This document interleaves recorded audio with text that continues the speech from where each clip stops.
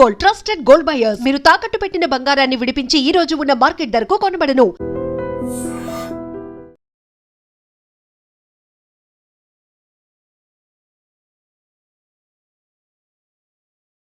తెలంగాణలో అవినీతి తిమింగలాల వేటను ఏసీబీ మరింత ఉధృతం చేసింది. హైదరాబాద్ మహానగర అభివృద్ధి సంస్థ చీఫ్ ఇంజనీర్గా ఉన్న బచ్చు రవీందర్ ఇళ్లతో పాటు ఆయనకు సంబంధించిన పలు ప్రాంతాలపై ఏసీబీ అధికారులు మంగళవారం రోజు ఏకకాలంలో మెరుపుదాడులు చేశారు.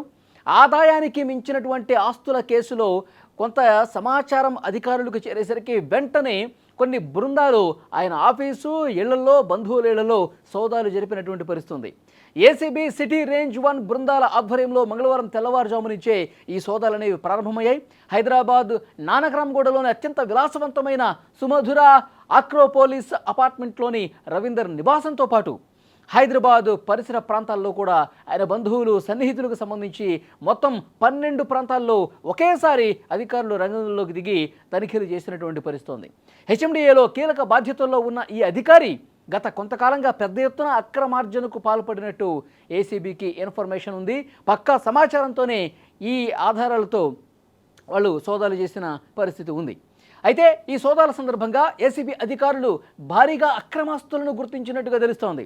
నగరంలోని ఐటీ కారిడార్తో పాటు చుట్టుపక్కల ప్రాంతాల్లో కోట్ల రూపాయల విలువైన ఓపెన్ ప్లాట్లు, నివాస గృహాలు, వ్యవసాయ భూములకు సంబంధించిన డాక్యుమెంట్లు పెద్ద ఎత్తున స్వాధీనం చేసుకున్నారు. వీటితో పాటు ఇంట్లో లభించినటువంటి బంగారం, కిలోల కొద్దీ ఆభరణాలు, అలాగే విలాసవంతమైనటువంటి కార్లు, వివిధ బ్యాంక్ అకౌంట్లు, లాకర్లకు సంబంధించిన వివరాలు చూసి ఏసీబీ అధికారులు షాక్ అయిపోయారు. కోట్ల రూపాయల ఆస్తులు కూడబెట్టినట్టుగా ఇన్ఫర్మేషన్ ఉంది. అవన్నీ కూడా ఆధారాలతో సహా ఏసీబీ బృందాలకు దొరికినట్టుగా తెలుస్తోంది.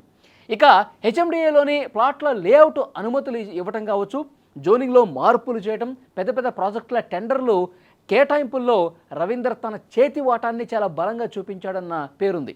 తన అధికార దుర్వినియోగానికి పాల్పడి కోట్ల రూపాయలు ముడుపులు తీసుకున్నట్టుగా ఆరోపణలు వచ్చాయి.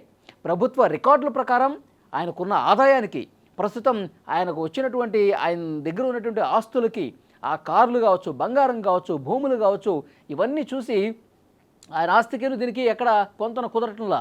సో ఇవన్నీ ఎలా సంపాదించాడో అని ఆధారాలతో సహా బయట పెడుతున్నారు. మొత్తం కూడా అవినీతి సొమ్మే.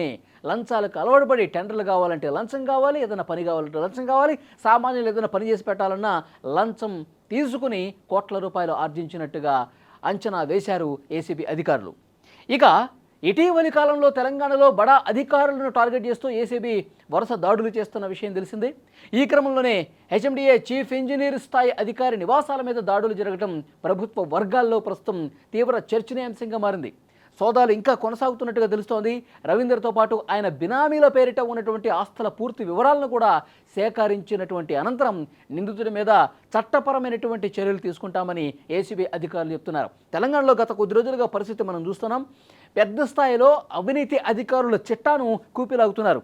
మొన్న రీసెంట్గానే భీమిరెడ్డి ఆస్తుల చిట్టాను వెలికి తీశారు. అంతకుముందు మోహన్ నాయక్, ఇలా చెప్పుకుంటూ పోతే వందల కోట్ల రూపాయలు సంపాదించేశారు.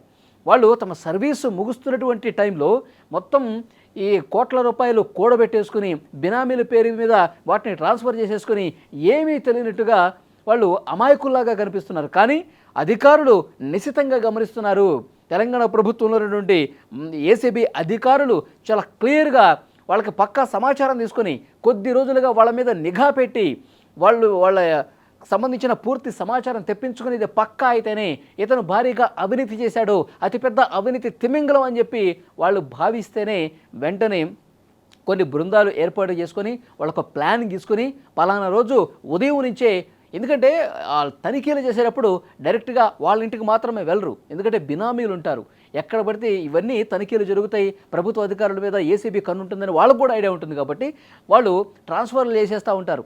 ఎవరికో తెలియనటువంటి వాళ్ళకి, దూరపు చుట్టాలకి వాళ్ళు బినామీలుగా పెట్టేసుకుని ట్రాన్స్ఫర్ చేసేసే పరిస్థితి ఉంటుంది. భూములు కావచ్చు, డబ్బులు కావచ్చు, బ్యాంక్ అకౌంట్స్ కావచ్చు. సో వాటిని అట్లా నిగూఢంగా భద్రపరుస్తూ ఉంటారన్నమాట.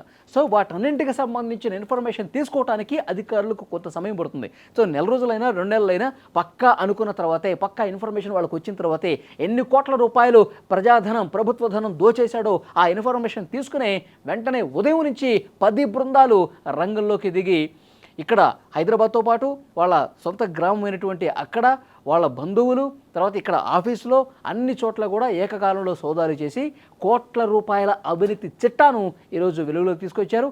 ఈ మెరుపు దాడులతో, ఏసీబీ చేస్తున్నటువంటి ఈ తనిఖీలతో అవినీతి అధికారుల గుండెల్లో రైళ్లు పరిగెడుతున్నాయి.